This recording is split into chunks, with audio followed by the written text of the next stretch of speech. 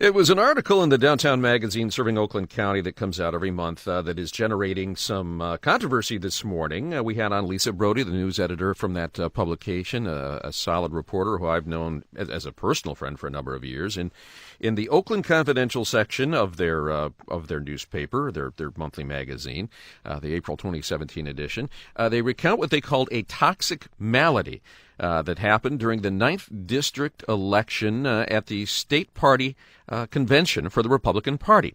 That a number of Republicans had called Lisa and Downtown Publications to say that there was what they consider to be an anti-Semitic problem there, that when a man running for administrative vice chairman, a gentleman by the name of David Wilkinson of Birmingham, who is a Jewish American, that when the debate over this election was happening, a number of people in the audience began chanting, "Boo-hoo, go away, Jew." And Downtown confirmed this with a number of different sources. We talked with Lisa Brody about this. My sources held responsible Cecil St. Pierre, who's the Warren City Council president, who was running the proceedings for the 9th District, and an individual named Dennis Marburger, who's active in Republican politics. And do we know who the people were that were chanting inside the audience? Have they identified any of those individuals? This Dennis Marburger and other individuals that they did not identify, but that's who they said were the leaders, the ringleaders, so to speak. So is there some kind of problem going on within the Republican Party at this convention, specifically the 9th District meeting? You heard Dennis Marburger's name mentioned there. He was a delegate to the National Convention, and he called us after hearing about our interview and joins us now live. Mr. Marburger, good morning. Good morning, Guy. How are you? Thank you for calling us, and we want to get all sides on this thing. Obviously, if it did happen, it's something of concern and would certainly be alarming. What do you know about what happened in that room that day? Well, Guy, I would say getting all sides is always a good policy. No one has reached out to me about this story previously, so that's why I called it when I heard this outrageous and false narrative from Lisa Brody.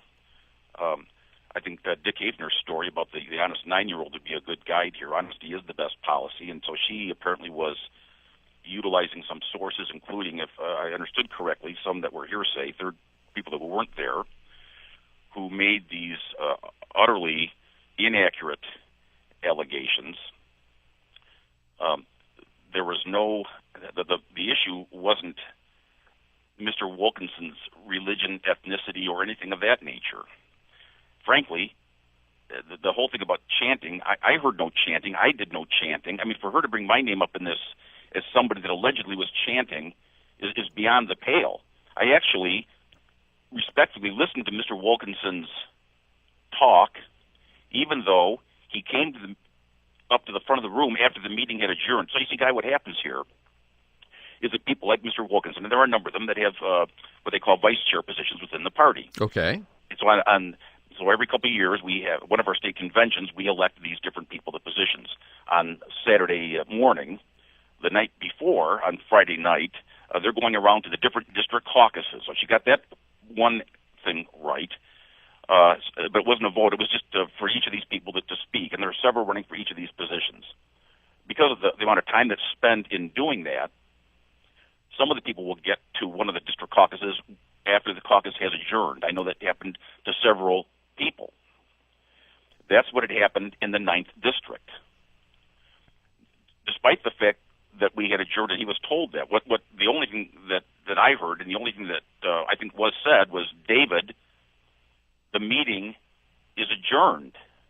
When other people are told that, and we had a number of other situations, people I know who were running, including one of his opponents for that position, they didn't launch these sort of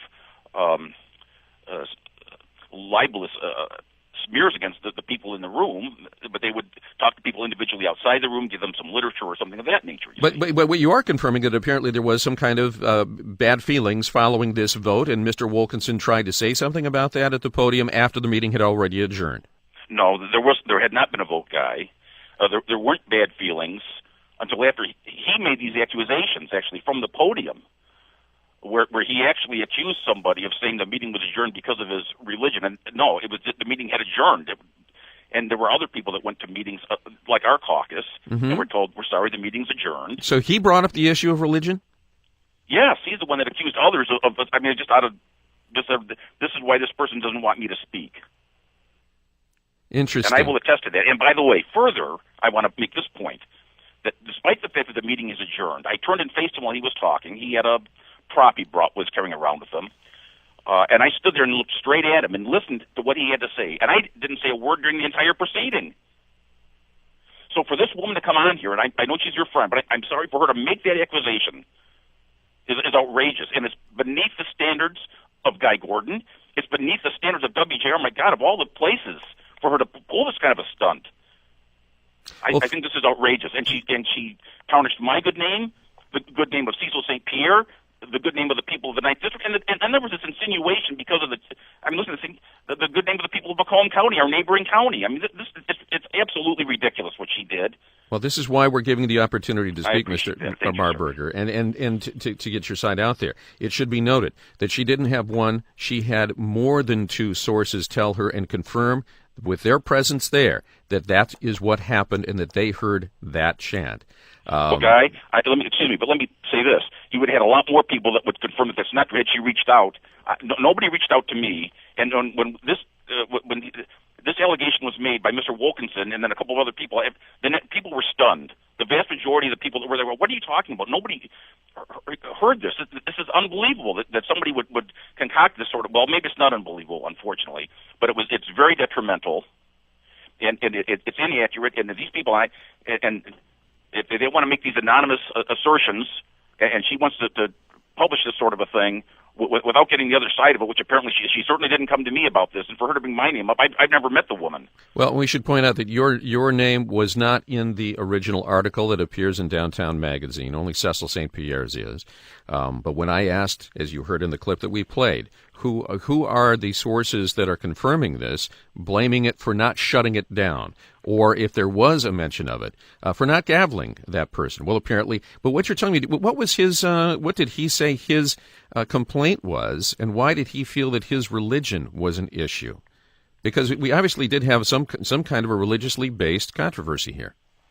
He was told by one of the other people in the room, David, that the meeting has adjourned, and we're not going to have any more speakers. And then David began to give his talk. This person reiterated, David, the meeting is adjourned, and he turned and said, that person doesn't want me to speak, and he said it was, and he went into the religious part of it. That was Mr. Wilkinson saying that. Right, and apparently he has declined comment on this, saying that he doesn't want to make a fuss, but there are apparently plenty of other people that felt that it was worth making a fuss because of what they say they witnessed in that meeting, and we're pleased that you've put out your side of it there. Do you know, did you have any follow-up after this from other Republican Party officials? Because we understand that there was this kind of an undercurrent there that went up as far as the state office. Well, there was some discussion about this. I mean, frankly, I thought his original accusation was beyond the pale. But that seemed to be it until the next morning when there was some discussion and some people were asking what happened. And so I was explaining to people what I had seen, which was that none of what was being alleged had happened.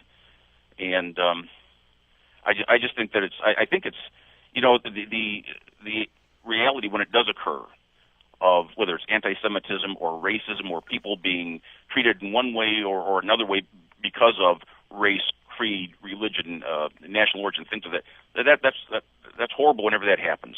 It's also horrible when there's a false accusation of this and it's used to besmirch other people and to tarnish their reputations and frankly to hurt the mission of what our organization is attempting to do in a larger way as the Republican Party.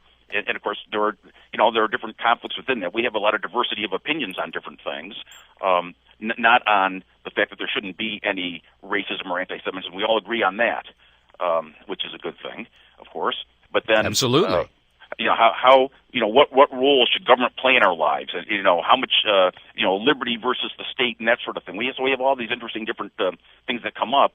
but the people I've known, the vast majority of them who are involved in the Republican Party here in Michigan on the grassroots level do so because they feel a sense of urgency that something's wrong and they're trying to do something to help the community.